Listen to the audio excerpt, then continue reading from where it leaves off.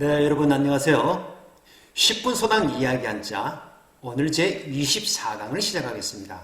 24강 첫 번째 글자는 절반반입니다. 글자 구조 보겠습니다. 윗부분에 나눈다는 뜻의 8팔이 있고 두 위가 있고 가운데를 뚫을곤이 지나가고 있습니다.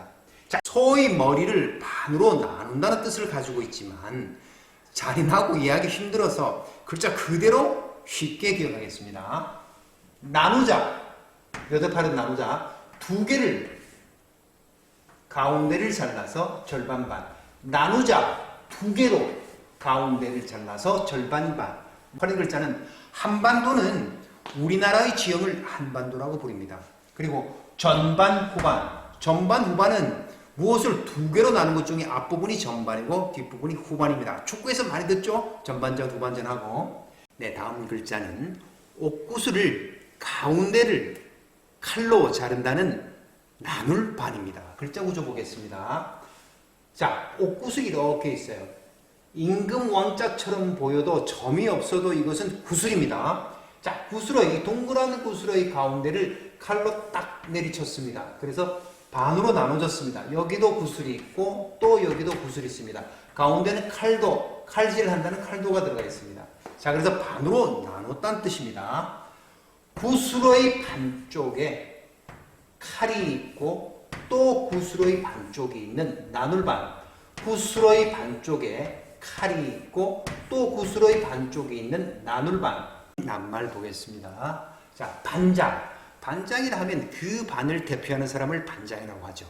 그리고 동반, 서반. 동반, 서반이라 하면 조선시대 때 동반하면 벼슬한 학자들을 동반이라고 불렀고 또 서반하면 무관들을 서반이라고 불렀습니다. 합쳐서 양반이라고 불렀죠. 다음은 노을방입니다. 글자 구조를 보니까 모방이 있고 그 옆에 몽둥이나 회초리로 친다는 칠복이 있죠. 내친다는.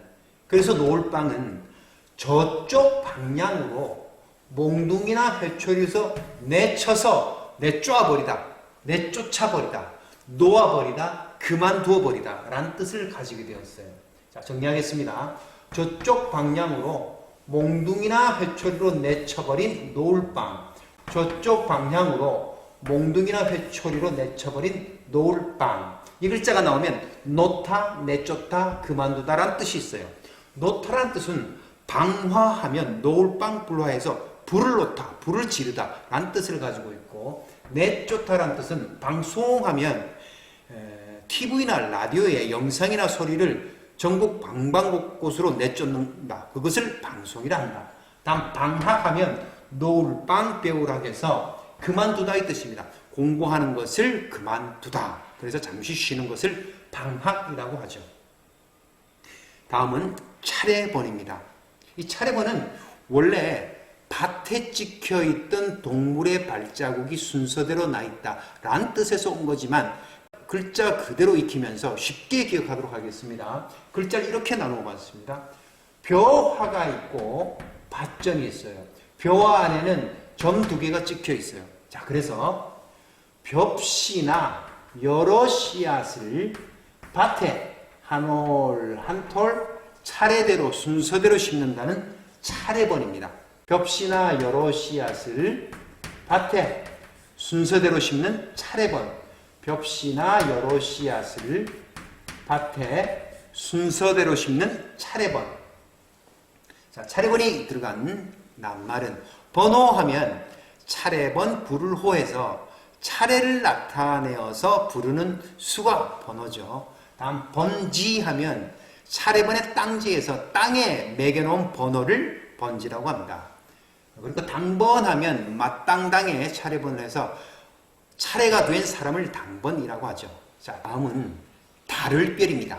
무엇이 다른가 하면 고기의 살점 부위 이름이 다르다는 뜻입니다. 자, 그래서 뼈에 붙어 있는 고기 살점을 칼로 발라서 부위별로 구분해 놓는 것을 다를별이라고 한다. 글자 구조 보겠습니다. 입구에 있고 칼도 변형이 있고 또 칼질한다는 칼도 변형이 방의 위치, 오른쪽 위치에 쓰였죠. 정리하겠습니다. 뼈에 붙은 살점 고기를 칼로 칼질에서 부위별로 구분하는 다를별. 뼈에 붙은 살점 고기를 칼로 칼질해서 부위별로 구분해 놓는 다를별. 뭐 부위에는 살점에는 뭐 등심살, 안심살, 갈비살, 안창살, 아롱삭태, 양지살 뭐 여러 가지가 있습니다. 자, 특별하다는 말은 특별할 특, 다를별에서 보통과 다르다는 뜻이겠죠. 다음은 차별하면 다를차, 다를별에서 차등 있게 구별한다, 차이나게 구별한다 라는 뜻이 되겠습니다. 다음은 걸음보입니다. 걸음보, 우리 7강에서 그 칠지가 두 발을 뜻하는 글자라고 배웠죠. 7강을 안 보시고 중간에 들어오신 분들은 앞으로 돌아가서 빠른 배속으로 보고 오시면 더 쉽게 이해할 수 있습니다. 자, 그 칠지는 발을 뜻하는 글자라고 그랬어요. 그 밑에 있는 것은 발자국을 뜻합니다. 자, 그래서 발자국이 이렇게 나고 발자국과 발을 입체적으로 표현한 글자라고 선생님이 지난번 걸을 과에서 설명했어요. 해 모양. 발자국의 이 발의 모양을 이력으로 썼고 발자국의 왼쪽 테두리, 오른쪽 테두리를 이렇게 쓴 겁니다. 이게 발자국입니다. 자, 글자 정리하겠습니다. 한 발을 내디디고 또 한 발을 내디디고 발자국을 남기면서 걸어가는 걸음보. 한 발을 내디디고 또 한 발을 내디디고 발자국을 남기면서 걸어가는 걸음보. 활용 낱말에는 보행, 걸음보 단일 행에서 걸어서 오고 간다는 말이 보행입니다. 다음은 횡단보도, 가로횡, 끈을간, 걸음보, 길도 해서 길을 가로질러서 건너는 길을 횡단보도라고 합니다. 자, 다음 글자 보겠습니다. 자, 다음 글자는 고울읍을 먼저 보겠습니다. 고울읍의 글자 구조를 보겠습니다. 입구에 이 글자는 사람 몸기를 여러 개 중복해서 썼을 때 몸기 한 번을 쓰고 점을 찍으면 되죠. 그래서 점주, 이 한자 이야기에 첫 번째 나왔던 글자가 점주입니다. 그래서 처음부터 공부하는 것이 얼만큼 중요한가를 설명합니다. 중복을 나타낼 때 점주를 쓴다 그랬어요. 자, 그래서 몸기 여러 개가 있는데 중복해서 점을 딱 찍었습니다. 성 안에 많은 사람들이 있다. 허리 구부리고 몸 구부리고 뭐 하겠어요? 농사를 짓거나 일을 한다는 뜻이겠죠. 정리하겠습니다. 성 안에 많은 사람들이 몸 구부려 일하고 농사 짓는 고을읍. 성 안에 많은 사람들이 몸 구부려 일하고 농사 짓는 고을읍. 도읍이라고 하는 말은 도읍도의 고을읍자입니다. 그래서 한 나라의 수도를 도읍이라고 하고 읍내하면 고을읍 안내에서 작은 행정구역의 그 안내를 읍내라고 합니다.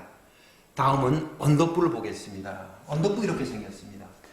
점주가 있고 입구가 두 개 결합되어 있고 열십이 있습니다. 열십은 많다, 나뭇가지, 침 모양이라고 그랬죠. 이 언덕이라고 하는 것은 수많은 세월 동안 땅이 켜켜이 쌓여서 평지보다도 뾰족하게 솟아오른 그 땅을 언덕이라고 하는 겁니다. 그래서 뾰족하게 땅과 땅이 수많은 세월 동안 쌓여 솟아오른 언덕부. 뾰족하게 땅과 땅이 수많은 세월 동안 쌓여 솟아오른 언덕부. 자, 그런데 오늘 가장 중요한 글자를 얘기합니다. 이 고을읍이 변신하면 이렇게 되고 언덕부가 변신하면 이렇게 됩니다. 생긴 모양이 똑같습니다. 하지만 위치가 달라요. 위치에 따라서 뜻이 달라지는 겁니다. 언덕부를 이렇게 쓰면 왼쪽에 변의 위치에 쓰게 되는데 이것은 무조건 언덕입니다.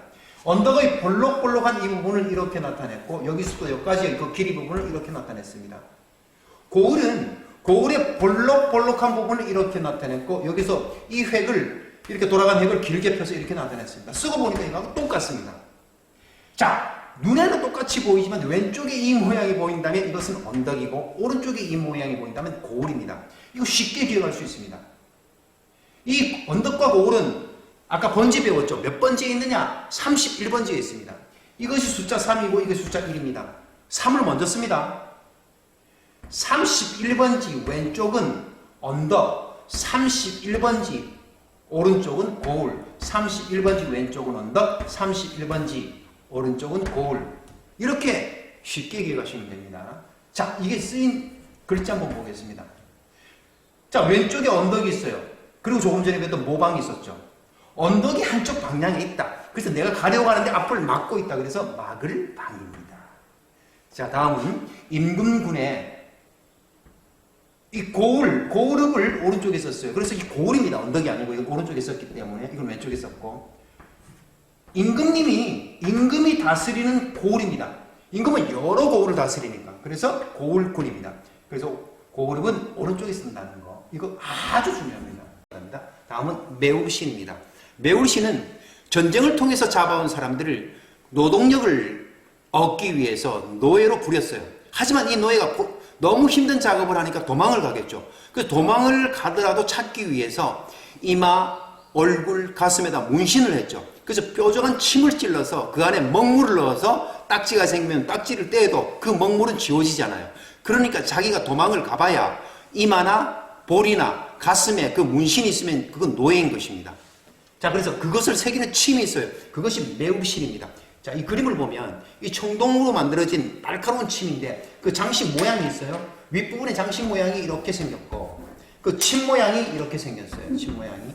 그래서 열십이 나무까지 많다, 침으로 쓰인다라고 제가 1강에서 얘기한 겁니다. 자, 그래서 그렇지만 우리가 문신을 새길 때는 어떻게 새겨요? 이렇게 새기지 않죠. 수직으로 세워서 이렇게 문신을 새기지 않습니까? 살점을 꼭꼭 찔러야 되니까 세워진 침으로 문신을 새긴다는 겁니다. 이 문신을 새길 때 따갑고 맵고 고통스럽고 아프겠죠. 그 뜻이 매울신입니다. 세워진 침으로 문신 새기는 매울신. 세워진 침으로 문신 새기는 매울신. 따갑고 맵고 고통스럽다. 우리 마트에 가면 신라면 있죠. 그 매운 라면이라는 뜻이에요. 간신이라고 하는 말은 어려울 간, 매울 신을 써서 힘들고 고생스럽다는 뜻이 간신. 아이고 간신이 뭐뭐 했다라고 얘기하잖아요. 다음 신미양요. 이 매울 신자가 우리 순서를 나타내는 천간에 써요. 갑을병정 무기경신 8번째 쓰는 글자인데 우리나라 역사상에 신미양요라고 하는 게 있었어요. 매울신 안일미 큰바다양 시끄러울 요해서 신미양요는 1871년 미국이 배를 몰고 왔어요. 저너럴 셔먼호. 이것을 강화도에 정박해 두었는데 우리나라 조선 수군이 그걸 태워버렸어요. 그래서 미국이 그것을 빌미로 우리나라한테 전쟁을 일으킨 거죠.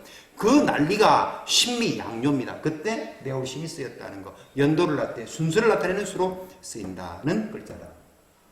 다음은 거느릴부입니다.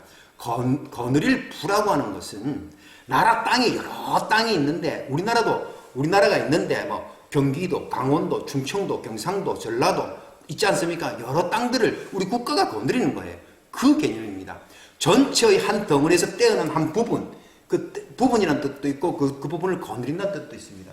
자, 그래서 매울신은 윗부분이 쓰였어요. 매울신이 쓰여지면 선으로 쪼개다 세개다는 뜻을 가지고 있어요. 그래서 큰 땅을 쪼갰다. 그래서 작은 땅이 있는데 그것을 작은 고을이 되었는데 그것을 국가가 거느리고 다스린다는 뜻입니다. 그래서 거느릴부, 그 부분이라는 뜻입니다. 자, 큰 땅을 쪼갠 작은 땅의 고을은 국가가 거느릴 부. 자, 이것을 쉽게 기억해야 돼요. 아까 저 고을은 31번지 있다고 그랬잖아요. 그래서 이게 설립이고 입구예요. 고을 입구 31번지 국가가 거느릴 부. 고을 입구 31번지 국가가 거느릴 부. 부분하면 전체에서 떼어낸 그 하나를 부분이라고 합니다.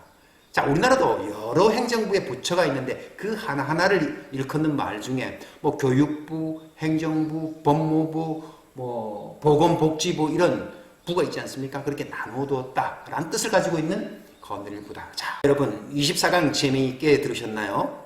늘 그렇듯이 이해하는 것과 아는 것은 다릅니다. 제 설명을 들으면 이해하는 듯 해도 돌아서면 잊어버리는 거죠. 자, 그래서 영상을 보지 않고 그 소리만 들어도 글자가 떠오를 때 비로소 여러분은 글자를 아는 것입니다. 그래서 빠르기를 1.5배속, 2배속으로 해서 여러 번 들으시길 바랍니다. 복습만이 살길입니다. 자, 그러면 25강에서 만납시다. 여러분 안녕히 계십시오.